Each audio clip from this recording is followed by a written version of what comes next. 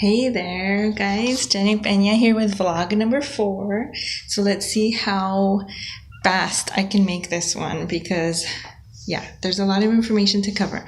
Watch 1, 2, 3, and I broke up part 2 into 2 videos because, yeah.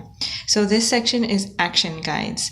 So this time, Dr. Laura Markham from AHA Parenting gives us tips on things that we can do, like taking action as far as dealing with our children and peacefully. Okay, so your child's emotional bank account. So in this section, she talks about how we can think about our children's emotional needs as a bank account, and how much are we depositing into that bank account, and how we can notice if it's depleted. And so she says that the more that we give emotionally and everything, the more the account is in green, and then the less attention and connection we're having, the more the account is in red. So that we can notice if our children are being difficult, then we know the account is in red, and what kinds of things that we can do to get that account to green is this. She says that she challenges us to, challenges signal that your relationship account is in the red. So she asks, how many loving connections have you had with your child in the past 2 days? So reflection. The second thing, what can you do to refill your relationship account with your child? So she's saying, think of 2 things that you can do today. For instance, can you sit with them after school and hear about her day without, any negativity?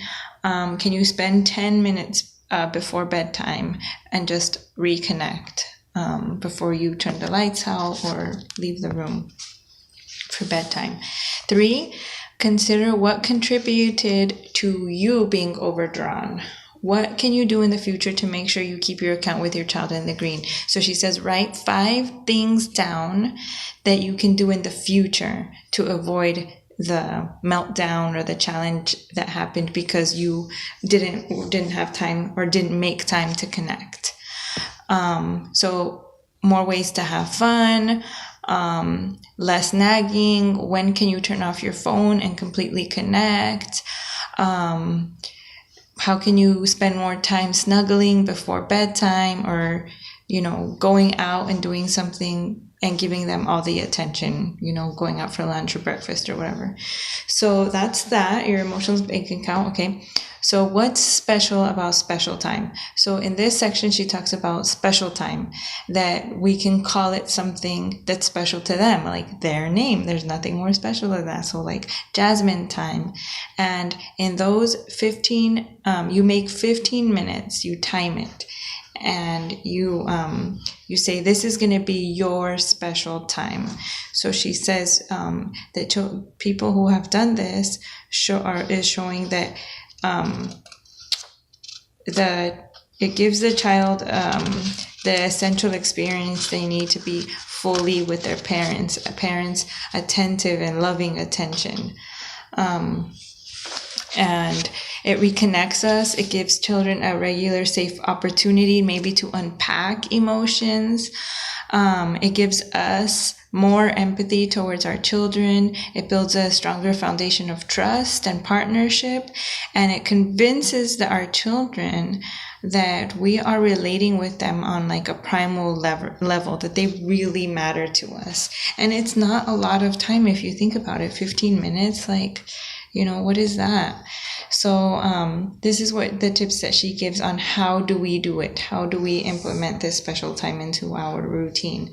So announce that you want to have a special time and mark the days on a calendar, or just tell them that whenever you have the time, you're going to tell them special time starts now for 15 minutes for whoever.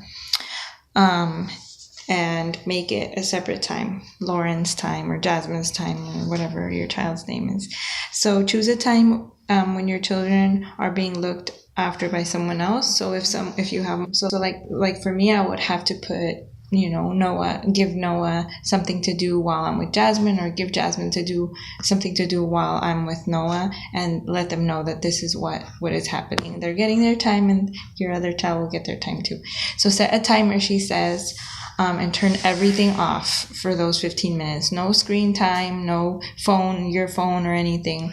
And then number 4 tip, she says, say today you get to decide, and then we'll alternate. So one day they get to decide, and then tomorrow and then you decide the next day, so that it's fair. They get to do something they want to do for the 15 minutes, and then you're the one that schedules something more mindful or we'll get into that later. Okay, give your child 100% of your attention. So those 15 minutes are full 100% attention on them. And if it's a day that they chose, they get to choose what to do, then go for it. Do everything. And it says to say the things that you see that they're doing. Like if they're building a block, say, wow, you're building those blocks high. Or you're standing on your tippy toes to reach up high. Wow, like that they can see that you're really paying attention to their actions and what they're saying, or something like that. Okay, so the 5th step, she says, the 6th step is to even do something that they are usually not allowed to do. So if it's something that's usually dangerous for them to do, if they're trying to do it alone, like, I don't know, jumping from the bunk bed to the other bed or something like that, or playing with a shaving cream or something. These are examples from the book. To do it. She says no rules during special time. Obviously, you have to be the judge of like how far you can take it, and kind of guide them to like, look, we're not going to go that far, and be specific that this is just for special time. They can't do it when, you're not watching, or anyway. So, let me see. Okay, so 7, when it's your turn to decide what to do. Okay, so she's saying that in the chapter 3 of the book are more ideas on playing with your child, games that are for emotional intelligence. So when it's your turn to do it, to pick what to do during those 15 minutes, to choose kind of those mindful games. That way you're not only playing with them and giving them attention that they need, but also doing it in a mindful way, picking something that's actually going to, maybe trigger an emotional release that they need, or really like focus on something they can learn during those times. Okay, so during, she also gives different tips about what to do during this time, like, letting them see you quirky and playful, and like maybe losing and letting them win, and making them feel special, like they're the ones that won, and they're the ones that you can't get away from them, or they keep getting away from you, and they're just so good at whatever it is that they're doing. Like make them feel super special. Okay, so at the end of special time, when the timer buzzes, she says end it. Don't let them control the time frame. Like even if they have a hard time that it's over, be there for them and comfort them. But she says don't budge on extending the special time. Be aware that often your child's emotions will bubble up during special time. So going in there mindful that may happen, and that they may need to cry or have some pent-up anger to release. And she says that in chapter 3, they also go through emotion coaching your child through a meltdown. So that because you have been able to connect with them, they might feel so inclined to just release some emotions they may have been holding up. So this next section, daily habits to strengthen and sweeten your relationship with your child. So here she gives another list. This is full section action guides. It's a lot of lists. Develop small rituals that connect you with your child throughout your day, especially around separations. So in the last video, I think we talked about separations, that our children see separations as even things that we might not think about, like bedtime is a separation for them because they're not going to be with us during that time, or going to do groceries, or even talking on the phone with somebody. For them, they see that as separation. So it's like a rift that we need to reconnect and build for them. So during times that we're about to separate, like bedtime, or a transition into the day, like the morning, to have some small rituals that you do before, to kind of like avoid those meltdowns. Number 2, give your child a short emotional refueling before you move into a situation that she'll perceive as disconnection, such as bedtime, daycare, shopping, or making dinner. So 12 hugs a day.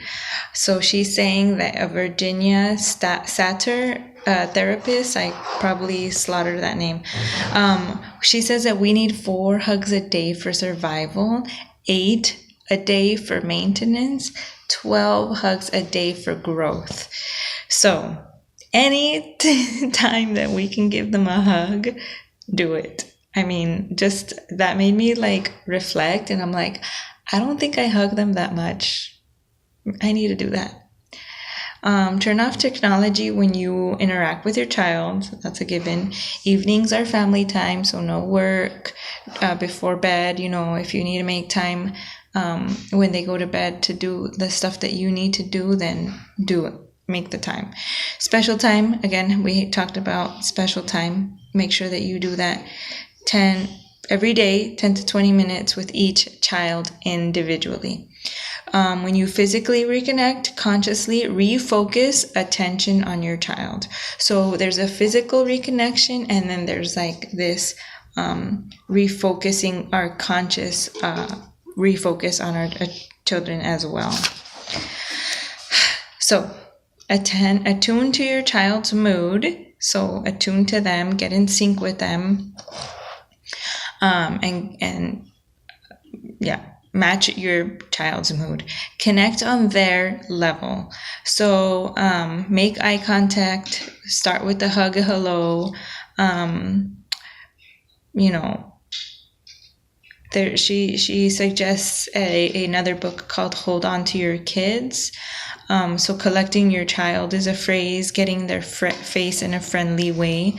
Don't let the rifts build up is her next tip.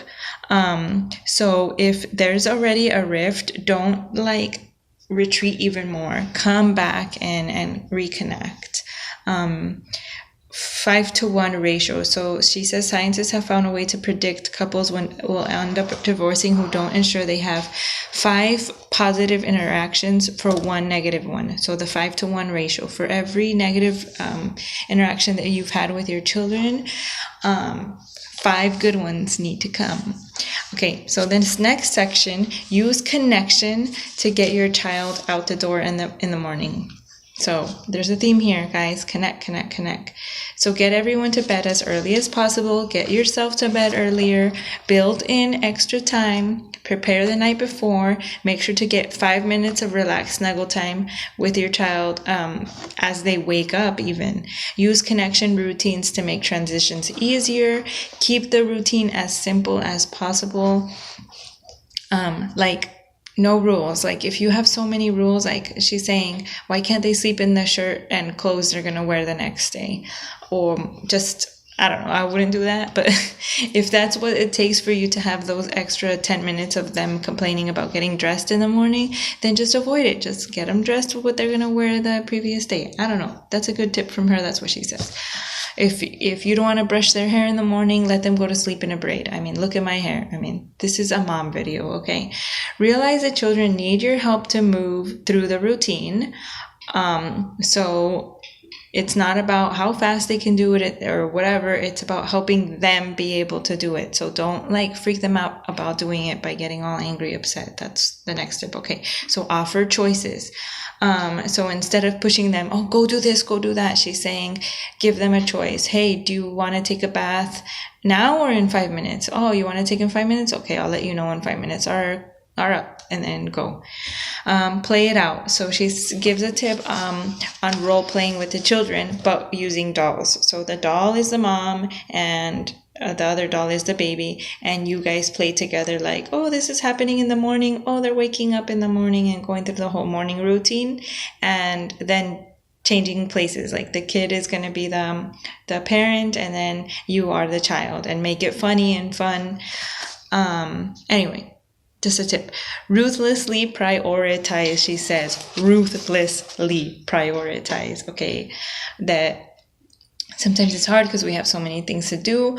But if you want to be in a good mood in the morning, if you want the whole day to be in a good mood with the children and everything, prioritize. Okay. Use connection to make bedtime easier. So that was morning stuff. So bedtime. She says, make a chart with pictures showing your child doing every evening task. Divide parental time equally between children so they each get a connection that they need. Don't do anything else during the bedtime routine so you can focus on moving it along rather than getting distracted by phone calls or emails. Remember that bedtime brings up children's separation anxiety. So play a game. And she gives, again, go to chapter 3 for that. More tips on what to do for separation. Okay, banish electronic screens for at least an hour before bedtime. She says they depress the sleep hormone melatonin. Okay, that's a good tip. Give each child 10 minutes to private quality time after lights out. Do whatever you need to stay calm. You stay calm. We need to stay calm. If your child has problems falling asleep, she says, go to the AHA parenting website for like sleep issue tips. Go to bed early enough for yourself so that you aren't exhausted the next evening before the bedtime routine. Okay, so now we're going into 10 ways for you to become a brilliant listener. And I love this quote by Henry David Thoreau. The greatest compliment that was ever paid me was when someone asked what I thought and attended to my answer. See? Listening. Okay, so 1, remember to close your mouth. 2, when you begin any interaction with your child, pay attention. Notice the little conversation openers your child offers and respond. Okay, don't just like, okay, you're talking too much, be quiet. I do that. So if you can't listen now, say so. Let them know what's going on, why you can't listen, and give a time of when you are going to sit and listen with them. Okay, be fully present. To open discussion, actively acknowledge and reflect his feelings. Okay, 7, ask non-judgmental questions that require real answers. Okay, not why questions like, why did you wear that? No, that sounds like judgmental. Okay, 8, don't jump in with solutions and advice unless they're asking for it.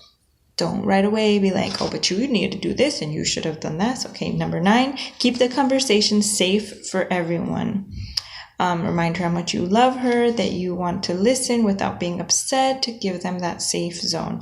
10, keep the conversation safe for your child by managing your own emotions. Okay, don't get all caught up in what she's saying that you just get completely horrified and make it into a punishment. Okay, but how do I get my child to listen to me? That's the next question.